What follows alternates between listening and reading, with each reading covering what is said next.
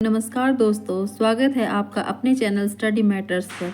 आज हम अपने वीडियो क्लास में सिविक्स के चैप्टर को पढ़ेंगे। सिविक्स का 4th चैप्टर लोकतांत्रिक सरकार के प्रमुख तत्व, क्योंकि हमारा जो सीटेट का सिलेबस है उसके अंदर लोकतंत्र के बारे में पूछा गया है। तो लोकतंत्र के बारे में अगर वहाँ एक टॉपिक इंक्लूड किया गया है तो उसमें सिर्फ लोकतंत्र को ही नहीं बताना, लोकतंत्र से रिलेटेड जो भी आपकी 6th, 7th, 8th की बुक में जो भी सिलेबस में दिया गया है वो सब हमें पढ़ना पड़ेगा। तो इसलिए आज हम हमारा क्लास 6 का चैप्टर 4 लोकतांत्रिक सरकार के मुख्य तत्वों को पढ़ेंगे।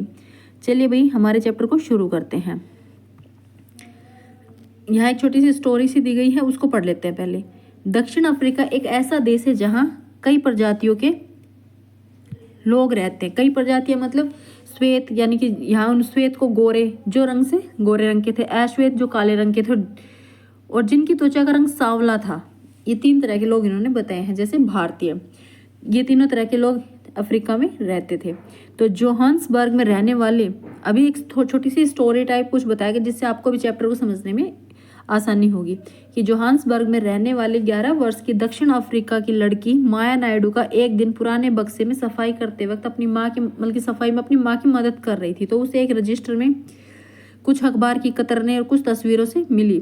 उसमें एक 15 साल के स्कूल जाने वाले लड़के की बहुत सारी तस्वीरें थी। जब माया ने उस लड़के को देखा तो उसने अपनी माँ से पूछा कि माँ ये कौन है। तो उसकी माँ ने बताया कि इसका नाम हेक्टर पीटरसन है। उसको पुलिस ने गोली मार दी। जैसे ही माया ने ये सुना ना कि उसको पुलिस ने गोली मार दी तो उसको बड़ा अचंभा हुआ, झटका सा लगा। उसने पूछा क्यों, गोली क्यों मार दी। तब माया की माँ ने समझाया कि दक्षिण अफ्रीका पहले रंग भेद कानून से शासित था। यानी कि आज भाई जो माया है वो तो पैदा हुई थी जब दक्षिण अफ्रीका एकदम इंडिपेंडेंट था, उसमें सब कुछ अच्छी तरह से चल रहा था, ठीक है। पर उसकी माँ ने बताया कि अब से बहुत पहले क्या था, दक्षिण अफ्रीका रंग भेद कानून से शासित था। रंग भेद का मतलब होता है त्वचा, चमड़ी के रंग के आधार पर भेदभाव करना। कि भाई जो लोग काले हैं या सांवले रंग के हैं उनके साथ भेदभाव किया जाता था, उन्हें अछूत या नीचा समझा जाता था, और जो गोरे रंग के लोग थे उनको उच्च समझा जाता था, अच्छा समझा जाता था, ठीक है ना।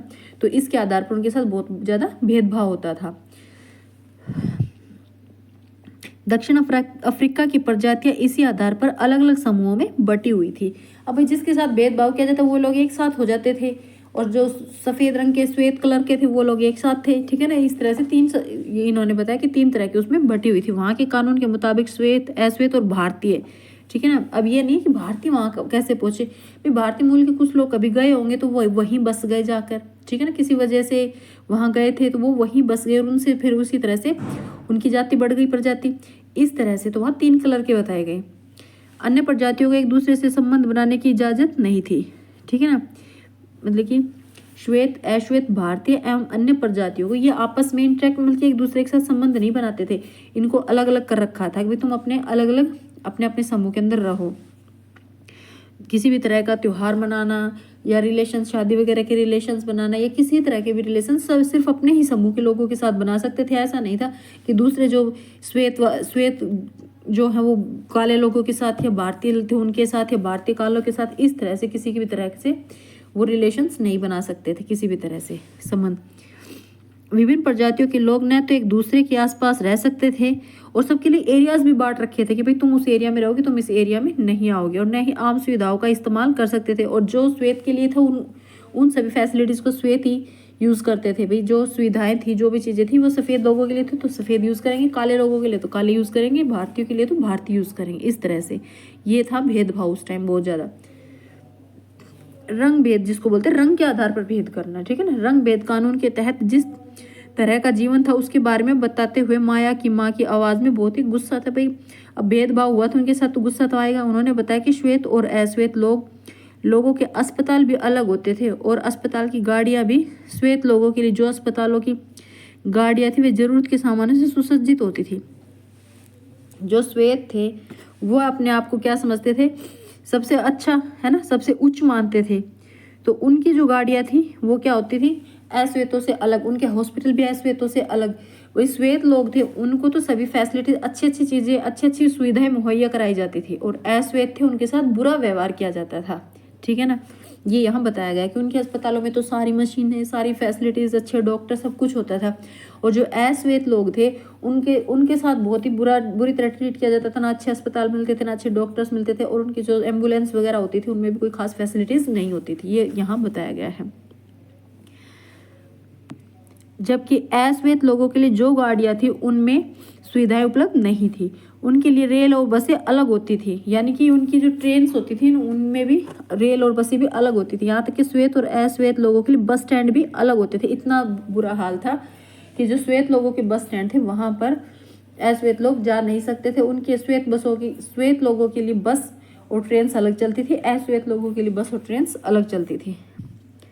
और अश्वेत लोगों को वोट देने की भी इजाज़त नहीं थी। अब यहाँ हम जब लोकतंत्र को पढ़ रहे हैं तो हमें समझना पड़ेगा अच्छे से कि लोकतंत्र क्या है, क्या लोकतंत्र के की एलिमेंट्स, मतलब कि उसकी लोकतंत्र की आवश्यकताएं हैं, ये सब चीज़ें हम यहाँ पढ़ेंगे।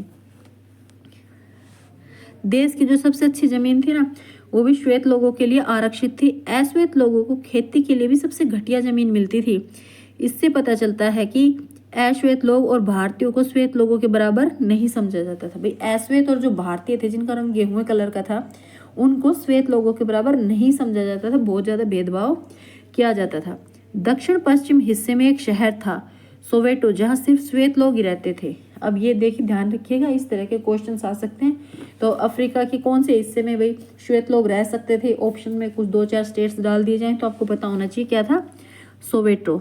ठीक है, अच्छा, हैटर पीटरसन वहीं रहता था और वहाँ के श्वेत लोग अफ्रीकन्स भाषा बोलते थे। अब ये बताया कि हेक्टर पीटरसन को जो है ना, हेक्टर पीटरसन, उसको गोली क्यों मारी गई थी? तो ये कह रहे हैं कि जो हेक्टर पीटरसन था वो भी वहीं रहता था और वहाँ के श्वेत लोग जो थे वो अफ्रीकन्स भाषा बोलते थे। सफ़ेद रंग के जो लोग थे ना, सफ़ेद जो श्वेत थे वो अफ्रीकन्स भाषा बोलते थे।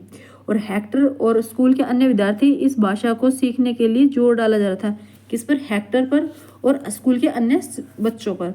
जबकि वो कौन सी भाषा बोलते थे? वो अपनी मातृभाषा जुलू सीखना चाहते थे। जो हेक्टर था वो जुलू बोलते थे और श्वेत जो थे वो अफ्रीकांस भाषा बोलते थे। हेक्टर अपने सहपाठियों के साथ मिलकर अफ्रीकांस सीखने का विरोध कर रहा था। तो उसने क्या किया भाई? विरोध किया कि भाई नहीं, मैं ये भाषा नहीं सीखना चाहता हूँ। तो दक्षिण अफ्रीका के पुलिस ने विरोध करने वाले इन लोगों को बड़ी बेरहमी से पीटा और भीड़ पर गोलियां भी बरसाई और उन गोलियों में से एक गोली हेक्टर को लगी और वह मारा गया 16 जून 1976 की घटना में। ठीक है ना, तो वो प्रोटेस्ट कर रहा था ना, वो विरोध कर रहा था, विरोध के दौरान उसे गोली लगी। वो सिर्फ किस लिए विरोध कर रहा था? कि वो अफ्रीकन्स नहीं, जुलू भाषा बोलना चाहता था। और आप ध्यान रखिएगा, इस स्टोरी से भी क्वेश्चन बन सकता है। ठीक है ना, तो आपको स्टोरीज ये है ना कि स्टोरी आई है तो बच्चों को समझाने के लिए, इसलिए ना पढ़े तो ये रॉन्ग है। आपको भी स्टोरी जरूर पढ़नी चाहिए, स्टोरी से क्वेश्चन जरूर उठ सकते हैं कि भाई इसी तरह से बना दे कि हेक्टर पीटरसन को गोली किस वजह से लगी, तो प्रोटेस्ट करते, विरोध करते हुए। किस लिए विरोध कर रहा था? कि वो अफ्रीकन भाषा नहीं बोलना चाहता था, वो अपनी जुलू जो उनकी मातृभाषा थी वही सीखना चाहता था। ठीक है ना, इस तरह के क्वेश्चन जरूर आते हैं, तो ये आप ध्यान रखिएगा। अफ्रीकी राष्ट्रीय कांग्रेस और उसके जाने माने नेता नेल्सन मंडेला ने रंग भेद के खिलाफ बहुत लंबे समय तक संघर्ष किया। जैसे हमारे महात्मा गांधी जी थे, उन्होंने यह संघर्ष करके हमें आज़ादी दिलाई है ना, वैसे ही नेल्सन मंडेला ने रंग भेद के खिलाफ बहुत लंबा संघर्ष किया। और उनके इस संघर्ष किया और उन्होंने जो ये सब झेला ना, उसके बाद, उनकी इन कोशिशों के बाद ही राष्ट्र जो अफ्रीका है वहाँ पर भी इन सब चीज़ों से आज़ादी मिली थी। वो भी, अफ्रीका भी एक लोकतांत्रिक देश बना था। अंततः 1994 में, हमारे यहाँ तो 1947 में इंडिया में तो, और वहाँ कब? अफ्रीका में, ध्यान रखिएगा डेट, 1994 में उन्हें सफलता मिली और दक्षिण अफ्रीका क्या बना? एक लोकतांत्रिक देश बना। तब से तंत्रियों के लोगों को बराबर माना जाने लगा। तब से सभी प्रजातियों को, वहाँ जितने भी 3 कलर के लोग थे, श्वेत थे, अश्वेत थे या भारतीय थे, उनको सभी को बराबर माना जाने लगा। तो यहाँ जो बात हुई है लोकतांत्रिक की, तो हम लोकतंत्र के जो की एलिमेंट्स पढ़ रहे हैं उनमें बेसिक सी बात क्या है? समानता है ना, कि देश में जितने भी, भाई लोकतंत्र तो वही ना जब सभी लोगों को समान समझा जाए और सभी को चुनाव में या इन सब चीज़ों में, भाई देश की सरकार चल रही है, लोगों का तंत्र है, तो लोगों का तंत्र कैसे होगा? जब सभी वर्ग के, सभी तबके के लोग उसमें पार्टिसिपेट करेंगे, भाग लेंगे, है ना, उनकी हिस्सेदारी होगी, तभी तो लोकतंत्र होगा। वरना तो फिर जब किसी एक ही पार्टी ने रूल करना है या किसी एक ही आदमी ने शासन करना है तो लोकतंत्र थोड़े, फिर वो तो आपका या तो राजतंत्र होगा या फिर आपका डिक्टेटरशिप, तानाशाह हो जाएगा। तो इस तरह से लोकतंत्र के बारे में सबसे पहले जो मेन उसका जो पार्ट है वो क्या आएगा, भागीदारी आएगा। पहले यहाँ समझ लेते हैं मिनट। आइए अब समझने की कोशिश करते हैं कि सरकार के लोकतंत्र होने के लिए हमारा क्या मतलब है। भाई हम सरकार को लोकतंत्र कहते हैं तो वो लोकतंत्र है कैसे, लोकतंत्र लोगों का तंत्र वो कैसे है, लोकतांत्रिक है कैसे हमारी सरकार। तो हमें लोकतंत्र को समझने के लिए पहला हमारा क्या आएगा, भागीदारी। भाई लोकतंत्र लोगों का तंत्र जब होगा जब लोग क्या करेंगे, उसमें भागीदारी लेंगे, है ना, पार्टिसिपेट करेंगे ना सरकार में। तो वो कैसे करेंगे, ये यहाँ हम ये पढ़ेंगे। अब आप इंडिया में हो तो आप सोचिए, आपके यहाँ हर 5 साल में इलेक्शंस होते हैं, है ना, नियमित रूप से हर 5 साल में इलेक्शन होते हैं। फिर सभी लोग क्या करते हैं, वोट दे के आते हैं, और वोट देते हैं तब हम अपना प्रतिनिधि चुनते हैं। और किसे चुनते हैं, किसी प्रेशर में आके नहीं चुनते हैं, हम चुनते हैं उसे जो हमें लगे कि हाँ ये हमारे हित की बात करेगा। जब जहाँ जनता का हित होगा, लोक हित होगा, वही तो लोकतंत्र होगा। तो अभी इसको पढ़ लेते हैं। चलो, हमारे यहाँ नियमित रूप से चुनाव क्यों होते हैं, सोचने वाली बात है। जब इन्होंने क्वेश्चन किया तो अपने दिमाग में ये बात डालिए कि नियमित रूप से चुनाव क्यों होते हैं। अगर एक ही राज्य बना रहे, एक ही तरह की सरकार चलती रहेगी, हमने जिसे आज इलेक्ट कर दिया अब वो आजीवन वही चलती रही, मान के चलो, तो क्या होगा, वो लोकतंत्र से तानाशाह बन जाएगी। क्योंकि उसे कोई डर नहीं रहेगा कि मुझे अब कोई नहीं हटा सकता, मुझे एक बार चुन दिया अब मैं हमेशा बना रहूँगा, है ना। उस तरह की पार्टी या पार्टी के जो नेता हैं वो ये सोचेंगे भी हम तो चुनेंगे, अब हमें कोई हटा नहीं सकता। इसलिए बार बार चुनाव करवाए जाते हैं हर 5 साल में। अगर 5 साल के अंदर उस सरकार को परख लिया जाता है, उस सरकार के जो नेता होते हैं उसके अंदर जो हमारे प्रतिनिधि जाते हैं उनको हम परख लेते हैं, हाँ ये अच्छे से काम कर रहा है, लोगों के हित का काम हो रहा है। लोग अगर किसी को चुनते हैं तो वो इसीलिए चुनते हैं कि हाँ ये हमारे तबके का नेता है, हमारे हित में काम करेगा, हमारी सुनेगा, जनता की सुनेगा। अगर जनता की सुनवाई नहीं होती, जनता के खिलाफ काम होता है, जनता के हित के काम नहीं होते हैं, तो क्या होता है, अगले 5 वर्षों में जब दोबारा चुनाव होंगे तो हम उसे नहीं चुनेंगे, है ना, किसी और अन्य उम्मीदवार को अपना प्रतिनिधि चुनेंगे। तो इसीलिए हमारे यहाँ चुनाव बार बार नियमित रूप से चुनाव करवाए जाते हैं हर 5 साल में, ताकि जो नेता है वो किसी तरह से तानाशाह ना बन सके। उन्हें भी ये डर रहे कि अगर हम अच्छे से काम नहीं करेंगे तो अगले साल अगले इलेक्शंस में जनता हमें नहीं चुनेगी, ठीक है ना। चलिए भैया आगे पढ़ते हैं। पिछले पार्ट में हमने पढ़ा कि लोकतंत्र में लोग निर्णय लेते हैं, ठीक है, चुनाव में वोट देकर वे अपने प्रतिनिधि चुनते हैं। भाई किसी भी देश का कोई भी डिसीजन है तो हर डिसीजन में सभी लोग पार्टिसिपेट नहीं कर पाते हैं। हमने पीछे जब हमारा सरकार क्या उसमें पढ़ा था, उस चैप्टर 3 में, कि सभी लोग पार्टिसिपेट नहीं कर पाते सरकार जितने भी डिसीजन लिए जाते हैं। पर क्योंकि इतना बड़ा देश है, इतनी ज़्यादा जनसंख्या है, तो इतने लोगों को एक मंच पर इकट्ठा करना बहुत मुश्किल है। पर हाँ, इन लोगों की जो प्रतिनिधि होते हैं ना, उन्हें एक मंच पर इकट्ठा कर सकते हैं। जैसे कि हमारी संसद के अंदर हम क्या करते हैं, जो हमारे पूरे देश से जो हमारे एमपीज होते हैं, मेंबर ऑफ पार्लियामेंट होते हैं, जो सांसद होते हैं, संसद के जो सदस्य होते हैं, उनको हम इकट्ठा करते हैं, है ना। और वहाँ ये डिस्कशन चलता है कि ये लोगों के लिए अच्छा है या नहीं है, और सभी प्रतिनिधि अपने अपने क्षेत्र से बोलते हैं, अपने अपने क्षेत्र के जो लोग हैं, जनता है, उनके हित को देखकर बोलते हैं और बताते हैं कि हाँ भाई ये सही है, गलत है, ये कानून बनना चाहिए, नहीं बनना चाहिए, ये नियम लागू होने चाहिए या नहीं होने चाहिए, है ना। तो इस तरह से डिसीजंस लिए जाते हैं। तो उनमें भाग तो हमारे प्रतिनिधि लेते हैं, पर वो विचार जनता के ही होते हैं, ठीक है ना। ये प्रतिनिधि ही लोगों की तरफ से निर्णय लेते हैं। जैसे मैंने आपको बताया, यह मानकर चला जाता है कि प्रतिनिधि निर्णय लेते वक्त लोगों की जरूरतों और मांगों को ध्यान में रखते हैं, क्योंकि जिन लोगों ने उन्हें चुना है, जिन लोगों का वो प्रतिनिधित्व कर रहे हैं, जिस तबके का वो प्रतिनिधित्व कर रहे हैं, तो उन्हीं लोगों की मांगों को और जरूरतों को ध्यान में रखकर वहाँ वो बात करते हैं। सभी सरकारों को एक निश्चित समय के लिए चुना जाता है, ठीक है ना। भारत में यह अवधि 5 साल है, और आपके अमेरिका में क्या होता है, 4 साल के लिए चुनाव होता है, और भारत में 5 साल के लिए। एक बार चुने जाने के बाद सरकार 5 वर्ष तक सत्ता में रहती है, ठीक है। सरकार का फिर से सत्ता में बना रहना तभी संभव है। अब नेक्स्ट टाइम सरकार को, अगर इलेक्शंस में हम उसी सरकार को दोबारा क्यों चुनेंगे, अगर वो अच्छा काम करती है, लोक हित का काम करती है, देश के लिए अच्छा काम करती है, जनता का भला करती है, तो उसे दोबारा चुना जाता है।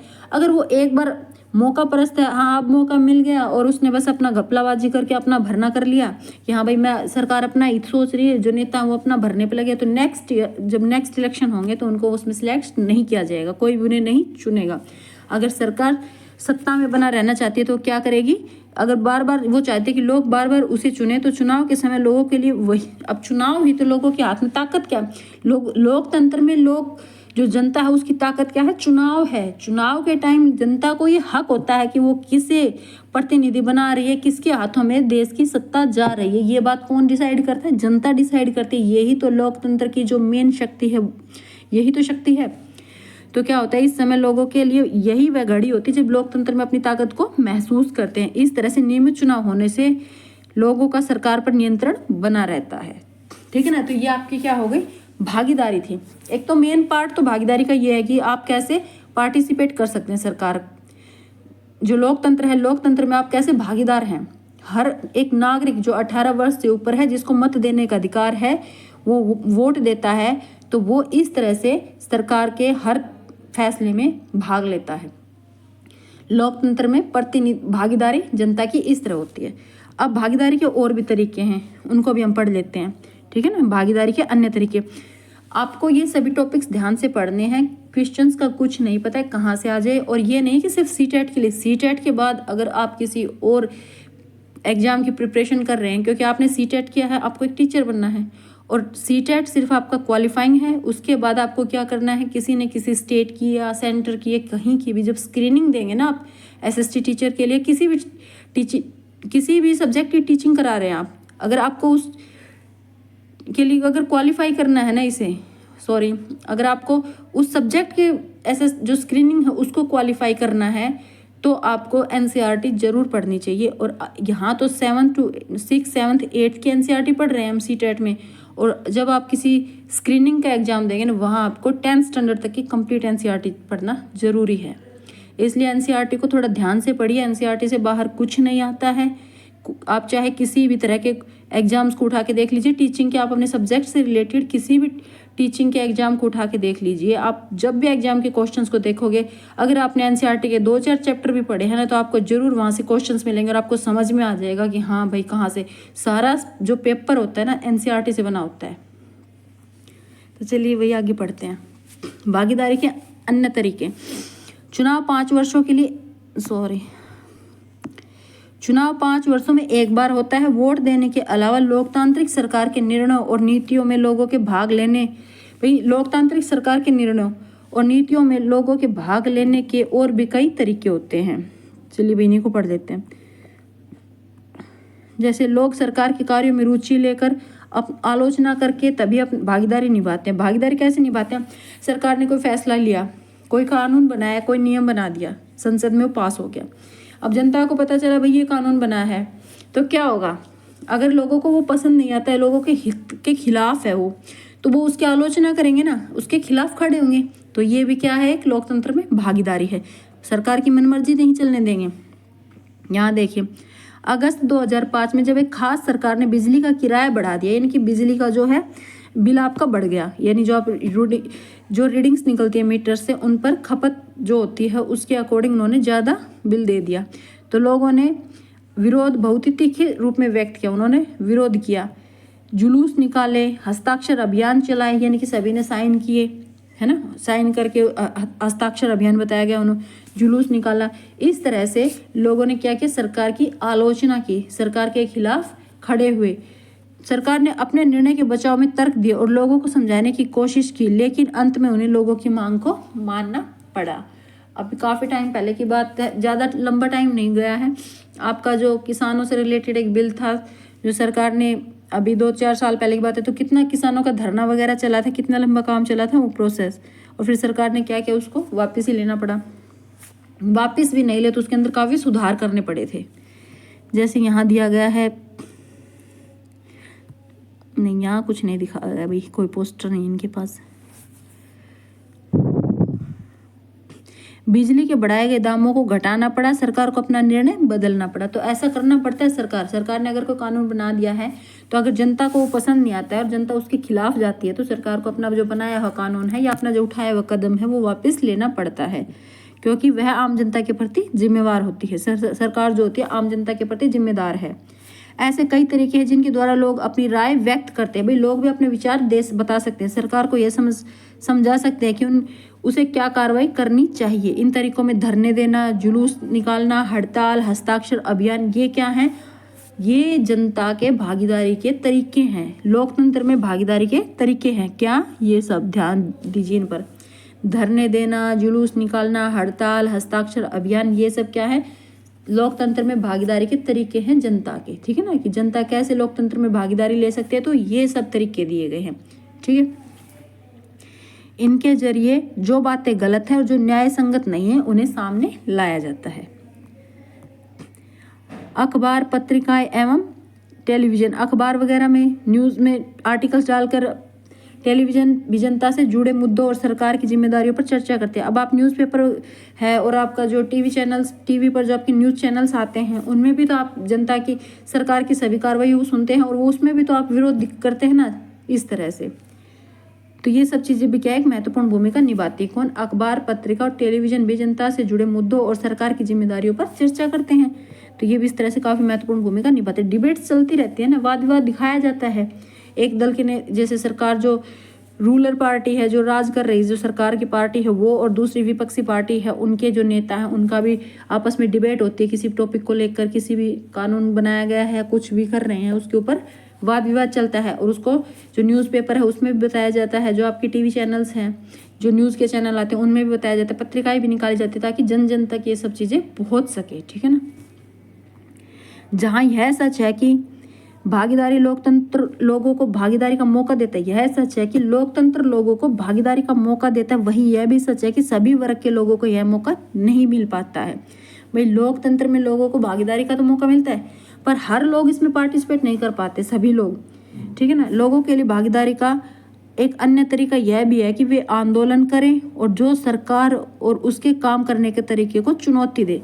अगर सभी पार्टिसिपेट नहीं कर पाते और किसी के खिलाफ कुछ बुरा हो रहा है, अगर सरकार कुछ गलत काम कर रही है तो ही आंदोलन करे। ऐसे तो नहीं सरकार अच्छा करे तो भी हम सरकार के खिलाफ खड़े हो जाए जाके, ऐसा नहीं। अगर सरकार ने कुछ ऐसा नियम ऐसे कानून बना दिए हैं या ऐसा कोई कानून पास कर दिया है तो जो लोग उन लोगों के लिए गलत है, उनका हित उसमें नहीं है, तो वो लोग क्या कर सकते हैं, सरकार के खिलाफ आंदोलन कर सकते हैं। सरकार के जो काम करने का तौर तरीका उसे चुनौती दे सकते हैं। जैसे कि आपके दलित, आदिवासी, अल्पसंख्यक, महिलाएं, अन्य लोगों की भागीदारी अक्सर इन के जरिए देखी जा सकती है। आंदोलन के जरिए आप इन सब की भागीदारी देख सकते हो। अगर देश के लोग सजग हैं और इस बारे में रुचि लेते, सबसे पहले तो भाई सजग होना जरूरी है। ऐसा नहीं सरकार कुछ करे हमें बस कोई मतलब नहीं है, इनसे बात नहीं बनेगी। आपको सजग होना पड़ेगा, आपको पता होना चाहिए सरकार कैसे काम कर रही है, क्या नियम बना रही है, क्या रूल्स बना रही है, कैसे उनको भाई आपके साथ अच्छा हो रहा है, बुरा हो रहा है, देश का भला कर रही है या देश को डुबो रही है, आपको सब पता होना चाहिए। ठीक है ना, तो वो क्या होगी, आपकी सजगता होगी, आप सजग रहेंगे, सचेत रहेंगे और आप इंटरेस्ट लेंगे सरकार में, देश कैसे चल रहा है, हमारी सरकार क्या कर रही है, उसमें रुचि लेंगे। ठीक है ना, कि देश को कैसे चलाया जाता है, तो उस देश की सरकार का लोकतांत्रिक स्वरूप और भी मजबूत होता है। कहने का मतलब आप जब जनता ही भाग लेगी, उसमें पूरी तरह से रुचि लेगी, सचेत रहेगी और ये देखेगी हमारा देश कैसे चल रहा है, ये क्या आपकी भागीदारी है, तभी आपका लोकतंत्र अच्छे से चल सकेगा। आपने सब छोड़ दिया, जनता नहीं ध्यान देगी कि क्या हो रहा है क्या नहीं हुआ, रूलर्स क्या करेगी, जो राज कर रही, जो पार्टी सत्ता में है वो तो तानाशाह बनेगी, क्योंकि उसको पता है कि हमें रोकने वाला कोई नहीं ना, जनता पार्टिसिपेट, जनता को कोई मतलब नहीं है, तो वो क्या होगी, तानाशाह बन जाएगी। पर ऐसा नहीं करना है, क्या करना है कि सभी को सचेत रहना है, सजग रहना है, रुचि लेनी है सरकार क्या कर रही है। अगली बार हाँ, अगर हमें शहर, कस्बे या गांव की गली से कोई जुलूस गुजरते हुए दिखा तो हम एक क्षण रुककर, अब कोई जुलूस निकल रहा है या कोई किसी तरह का जुलूस निकल रहा है गली, कहीं किसी गली से किसी नगर में, तो रुक कर क्या करना चाहिए, देखना चाहिए भाई रीज़न क्या है, ये किसके खिलाफ जुलूस निकाल रहे हैं ना, आपको भी पता चले कि देश में क्या हो रहा है, कुछ तो गलत हुआ है, उसी के खिलाफ तो ये जुलूस निकाला जा रहा है ना। उसमें भाग लेने वाले लोग कौन हैं और वो किस मुद्दे पर प्रदर्शन कर रहे हैं, इसे हमें समझने में मदद मिलेगी कि हमारी सरकार कैसे काम कर रही है। जब हमें पता चलेगा कि सरकार ने कोई गलत नियम कानून बना दिया है और उसके खिलाफ लोग जुलूस निकाल रहे हैं, तो हमें समझ आएगा कि हमारी सरकार कैसे काम कर रही है। अब हो जाएगा विवादों का समाधान। अब जैसे कोई विवाद हो रहा है तो उसका समाधान कैसे हो, जैसे कि अभी हम अपनी माया की स्टोरी पर चलते हैं। आपने माया की कहानी में पढ़ा कि विवादों का समस्याओं के समाधान के लिए कई बार हिंसा का भी प्रयोग होता है।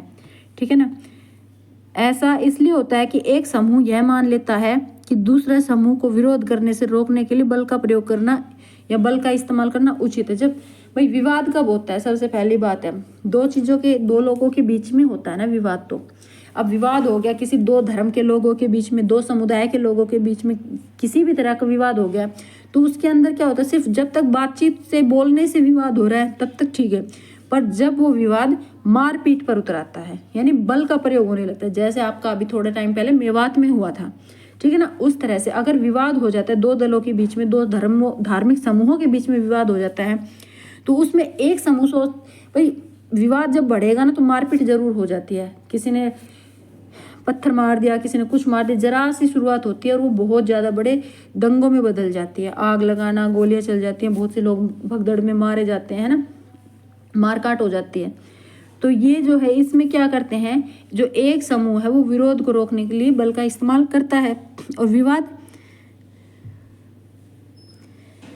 विवाद तब उभरता है जब विभिन्न सांस्कृतिक धर्मों, क्षेत्रों और आर्थिक पृष्ठभूमियों के लोग एक दूसरे के साथ तालमेल नहीं बैठा पाते। भाई आपस में कहीं ना कहीं उन लोगों में किसी तरह का कॉन्फ्लिक्ट होता है ना, कोई विवाद तभी तो बढ़ेगा जब उनमें आपस में विचार नहीं मिलेंगे, किसी न किसी बात पर उनमें आपस में सलाह मशवरा में ढंग से सलाह नहीं कर पाते किसी बात को, कोई मैटर ऐसा खड़ा हो जाता है जिसको लेकर उनमें विवाद हो जाता है। तो ये कहाँ होता है, अलग अलग संस्कृति के लोग हैं तो अलग संस्कृति है तो होगा, अलग धर्म है, अलग क्षेत्र है, तो ये क्या कई तरह की अलग अलग पृष्ठभूमियां हैं जहाँ पर लोग आपस में तालमेल नहीं बिठा पाते हैं। ऐसा तभी होता है जब कुछ लोगों को लगता है कि उनके साथ भेदभाव किया जाए। जब एक पक्ष सोचेगा कि हाँ हमारे साथ गलत हो रहा है, यानी दूसरा जो पक्ष है वो हमारे साथ गलत कर रहा है, तो वो विरोध करेंगे और आपस में उनमें कॉन्फ्लिक्ट होगा, वाद विवाद होगा। लोग अपने विवादों को खत्म करने के लिए हिंसात्मक तरीके अपनाते हैं और कभी भी हिंसात्मक तरीका विवादों को खत्म नहीं करता, बहुत ज्यादा जान के और माल की हानि होती है, जिससे अन्य लोगों में भी भय और असुरक्षा की भावना फैलती है। अब भाई जब दंगे होंगे, लड़ाइयाँ होंगी तो क्या होगा, डर तो सब में आएगा, सब में असुरक्षा की भावना आ जाएगी। सरकार की यह जिम्मेवारी होती है, सरकार जो है तो सरकार की यह जिम्मेदारी होती है कि वे विवादों का समाधान करे। अब हम सरकार क्यों चुनते हैं, हम सरकार क्यों बनाते हैं, हम इसीलिए तो बनाते हैं कि वो देश को सही ढंग से चलाए। अगर किसी तरह के किसी समूह में वाद विवाद हो रहा है तो उसको सुलझाए, है ना। सरकार की जरूरत क्यों है, इसीलिए तो है ना। आइए अपने समाज के कुछ विवादों के बारे में पढ़ें और समझें कि सरकार इनके समाधान में क्या भूमिका निभाती है। धार्मिक जुलूस उत्सव कई बार समस्या का कारण बनते हैं। भाई कई जो धार्मिक जुलूस निकाले जाते हैं, कई बार ऐसा होता है कि दोनों अलग अलग धर्मों के लोगों के जुलूस एक ही दिन निकाले जाते हैं, तो एक ही रास्ते से निकाले जाए तो वाद विवाद भड़क जाता है ना। तो इस तरह से भी वाद विवाद भड़कता है। वाद विवाद ये सब बातें भी वाद विवाद का कारण बनती है कि जुलूस वगैरह जो धार्मिक जुलूस है वो एक ही रास्ते पर निकाले जाए। कई बार हिंसा भड़कने का खतरा रहता है। कभी कभी जुलूस के लोग उत्तेजित हो जाते हैं और कभी कभी लोग जुलूस पर पत्थर भी फेंकते हैं। और भाई जरा आपस में वाद विवाद हो गया, किसी ने थोड़ी सी मार पिटाई कर दिया, कोई पत्थर वगैरह मार दिया, उसी से क्या होगा फिर, क्योंकि दोनों जुलूस में लोगों की कोई कमी नहीं होती है, दोनों तरफ बहुत से लोग होते हैं, हर धर्म को मानने वाले, धर्म के अनुयायी लोग होते हैं, और फिर वो आपस में भिड़ जाते हैं। और उन सबको रोकने की कोशिश किसे करनी चाहिए, सरकार को।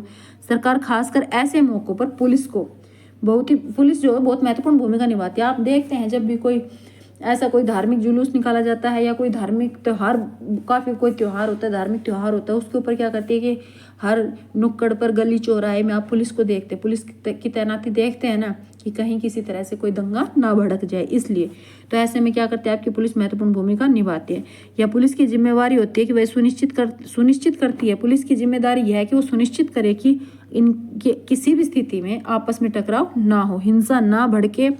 वह सभी पक्षों को एक जगह बिठाकर बात करवाती ताकि विवाद का समाधान हो सके, क्योंकि बातों से अगर समाधान हो जाए तो इससे बेटर कुछ हो ही नहीं सकता। ये तो था धार्मिक मुद्दों पर विवाद। अब विवाद हो जाता है नदियों पर भी, कई बार नदियों के पानी पर।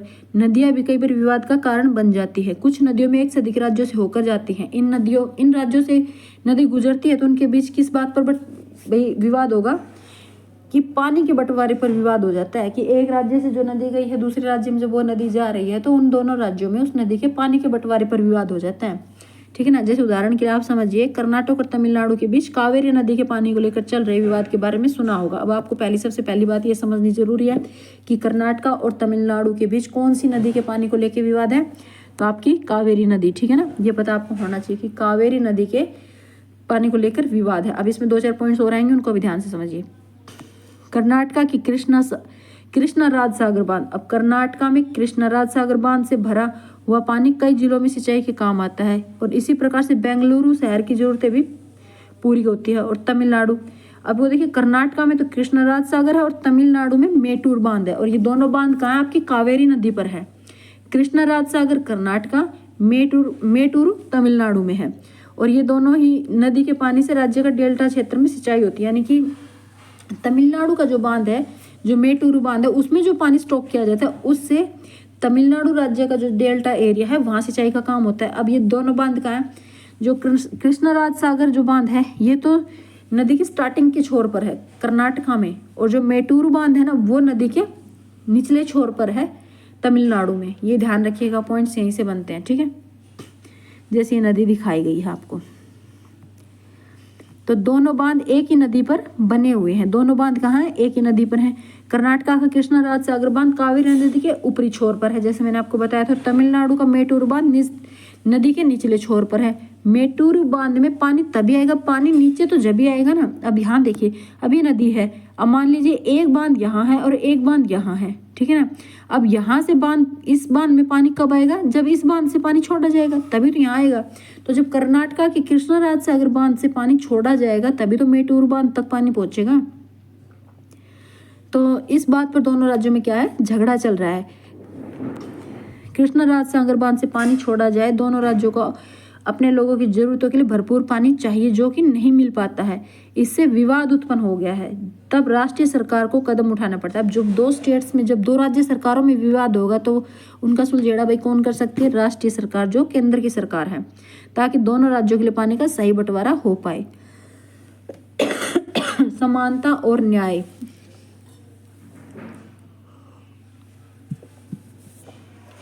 अब हम समानता और न्याय को पढ़ते हैं। भाई समानता और न्याय का लोकतंत्र में क्या रोल है? तो लोकतांत्रिक सरकार के मुख्य विचारों में से एक उसका न्याय एवं समानता के प्रति वचनबद्ध होना। जो लोकतांत्रिक सरकार है वो तभी चल सकेगी जब वो न्याय और समानता के प्रति वचनबद्ध होगी। वो मतलब कि देश के अंदर सभी लोगों को समान मानेगी और सभी के साथ समान रूप से न्याय करेगी, तभी उस देश को लोकतंत्र माना जाएगा और तभी वो लोकतांत्रिक सरकार अच्छे से चलेगी। न्याय और समानता को एक दूसरे से अलग कभी नहीं किया जा सकता। यहाँ समझिए, जैसे अस्पृश्यता यानी छुआछूत की प्रथा अब कानून के द्वारा रोक लगा दी गई है। लंबे समय तक दलित लोगों को शिक्षा, स्वास्थ्य और यातायात की सुविधाओं से वंचित रखा गया था। जो पहले का टाइम था, जैसे अफ्रीका में बताया गया कि उनके लिए अलग स्कूल्स, अलग ट्रेनें, अलग बस स्टैंड, सब कुछ अलग था। इस तरह को क्या बोलते हैं? अस्पृश्यता, छुआछूत। तो उस पर सरकार रोक लगाएगी, ठीक है ना। लंबे समय तक जो बहुत हमारे देश में भी था ये सब, कि बहुत पहले दलित लोगों को शिक्षा, स्वास्थ्य और यातायात की सुविधाओं से वंचित रखा गया। पहले था कि सार्वजनिक मंदिरों में उन्हें घुसने नहीं दिया जाता था, कि इन्हें दलितों को सार्वजनिक मंदिरों में नहीं घुसने दिया जाता था।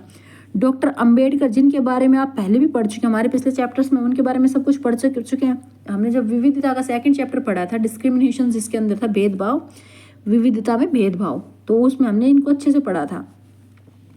अगर आपने किसी ने उन चैप्टर्स को नहीं, उन वीडियोस को नहीं देखा है तो आप पीछे जाके देख सकते हैं। अन्य लोगों ने जोर देकर कहा कि यह प्रथा अमानवीय। भाई अगर देखो, लोगों के साथ ही आपस में भेदभाव किया जा रहा है तो अमानवीय है ना। हम तो इंसान है और इंसान को इंसानियत माननी चाहिए। भाई इंसान सबसे अच्छा बताया गया है, जितने भी हैं ये और एनिमल्स वगैरह उनमें बेटर है। तो इंसान को क्या करना चाहिए? भाई इन सब चीज़ों को समझना चाहिए।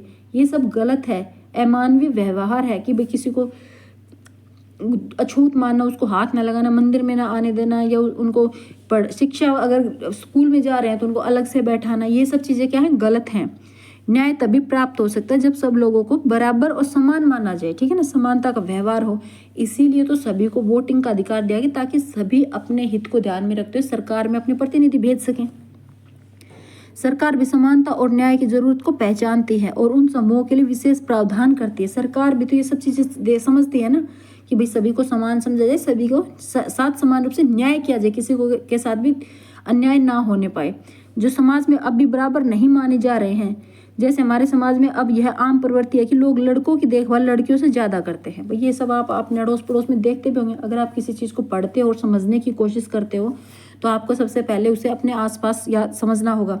आपको अपने दिमाग में जाके सोचना पड़ेगा कि हाँ ऐसा होता है या नहीं होता है, उसे खुद से कनेक्ट करना पड़ेगा, ठीक है ना। आसपास में उस चीज़ को देखिए, समझिए, अपने आप से जोड़िए उस चीज़ को, तब आपको अच्छे से समझ में आएगा। अगर आप एक लड़के हैं तो आप समझिए कि आप में और आपकी बहन में क्या भेदभाव किया जाता है फैमिली में, या आप एक लड़की हैं तो आप समझिए। और आज तो ये इतना है नहीं, पहले के टाइम में और भी ज़्यादा था, ठीक है ना। तो समाज लड़कियों को उतना महत्व नहीं देता है जितना लड़कों को देता है। यह धारणा गलत है और अन्यायपूर्ण है। इसे दूर करने के लिए सरकार ने कुछ कदम भी उठाए हैं। सरकार ने क्या कदम उठाए हैं कि लड़कियों को अपने साथ होने वाले अन्याय से छुटकारा पा सके, इसके लिए उन्होंने सरकारी स्कूल और कॉलेजों में लड़कियों की फीस को ही खत्म कर दिया। लड़कियों को स्कॉलरशिप दी जाती है, स्कूल ड्रेसेस मिलती है, साइकिल्स वगैरह दी जाती है, बुक्स मिलती है, स्वेटर वगैरह सर्दियों के लिए ना, जूते वगैरह सारी चीज़ें दी जाती है। किनको? लड़कियों को। लड़कियों की हर जगह आप चाहे किसी तरह का फॉर्म अप्लाई कर लीजिए, हर जगह उनको जो फीस भरी जाती है ना, जो एप्लीकेशन फ़ी होती है उसमें छूट मिलती है, और नौकरी की जो एज होती है उसके अंदर भी लड़कियों को छूट मिलती है। तो ये सब सरकार क्यों कर रही है? क्योंकि लड़कियों को भी लड़कों के समान अधिकार मिले। आरक्षण उसी को दिया जाता है जो नीचे होता है, थोड़ा सा जिसके साथ बुरा व्यवहार किया जाता है, जो दबा हुआ होता है, उसे ऊपर उठाने के लिए आरक्षण दिया जाता है, ठीक है ना। आज का चैप्टर भैया आपका यहीं ख़त्म होता है। अगर आपको चैप्टर वीडियो पसंद आया हो तो वीडियो को लाइक कीजिए, चैनल को सब्सक्राइब कीजिए और प्लीज़ कमेंट कीजिए। वैसे जितने भी मेरे सब्सक्राइबर्स हैं, मैं ये चाहूँगी कि आप मुझे बताएं कि आप किस एग्ज़ाम की प्रिपरेशन कर रहे हैं, इसलिए प्लीज़ एक बार कमेंट करके मुझे बताइए कि आप किस एग्ज़ाम की प्रिपरेशन के लिए आप मेरे वीडियोज़ को देख रहे हैं, ताकि मैं आपकी और भी मदद कर सकूँ। Thank you.